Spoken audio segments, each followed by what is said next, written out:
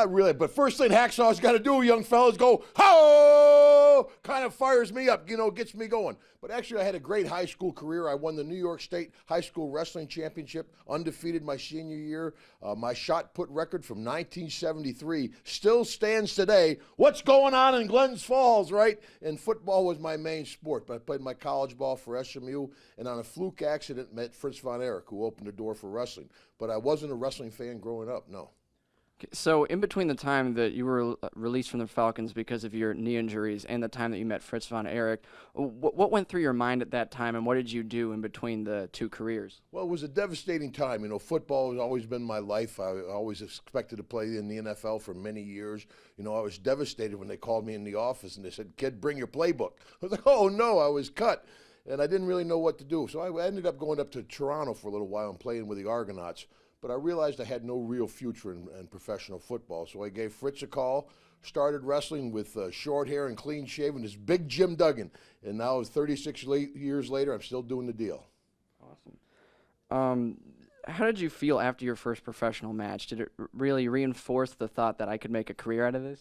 No, I was extremely nervous my first wrestling match. I tell you, football, you got the helmet, the shoulder pads, 10 other guys around you, the fans are 50 yards away. All of a sudden, I'm in a pair of short shorts and patent leather boots, and the fans are right there next to me. It was a tough transition. It took me probably 4 or 5 years really to feel comfortable in the ring. When and why did you start the character that we all know as the ever-patriotic Hacksaw Jim Duggan?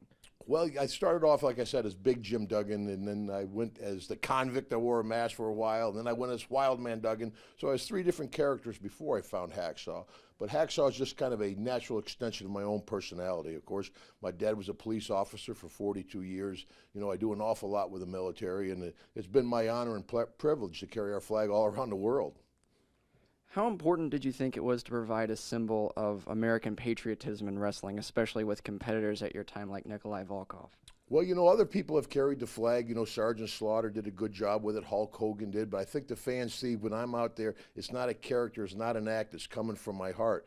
And, back in the day when you had Nikolai Volkov and the Iron Sheik and people like that, and even nowadays, people just want to cheer USA. And it's great to be out in front of, 10, 20, 30, 90,000 people, be out there with the American flag and going, USA! USA! It comes from the heart, brother.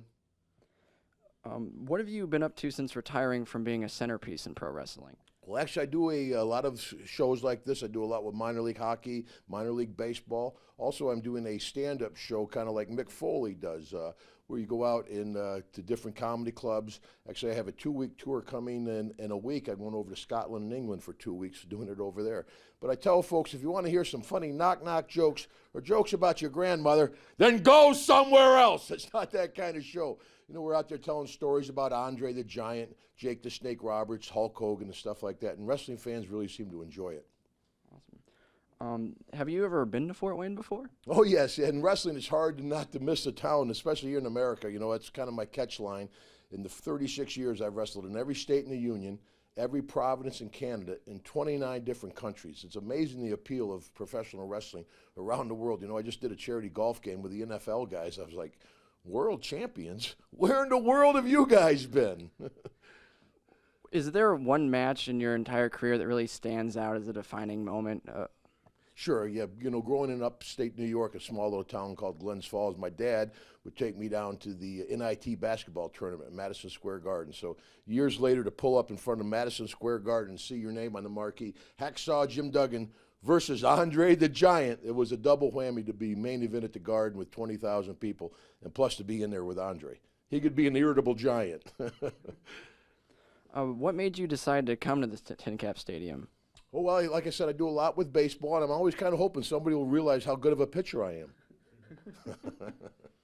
And how does it feel to have people of all ages still excited to see you to this day? I think that WWF era, folks tend to remember that it was kind of the golden age of professional wrestling, kind of like Hollywood with Rock Hudson and Cary Grant and people like that. You got Hulk Hogan, Macho Man, Randy Savage, Ultimate Warrior. Those guys kind of transcend wrestling, and folks still remember that era today. Is there anything else that you'd like to add to say to the viewers and to your fans? Well, I'd just like to say thanks for 36 years of support. You know, and it's been my honor to go out there and perform for you folks, and it's something I love. Folks say, when are you going to retire, Hacksaw? I said, retire? I'm going to get a walker made out of 2x4s and go around the ring, because there's nothing like standing in the ring going, ho!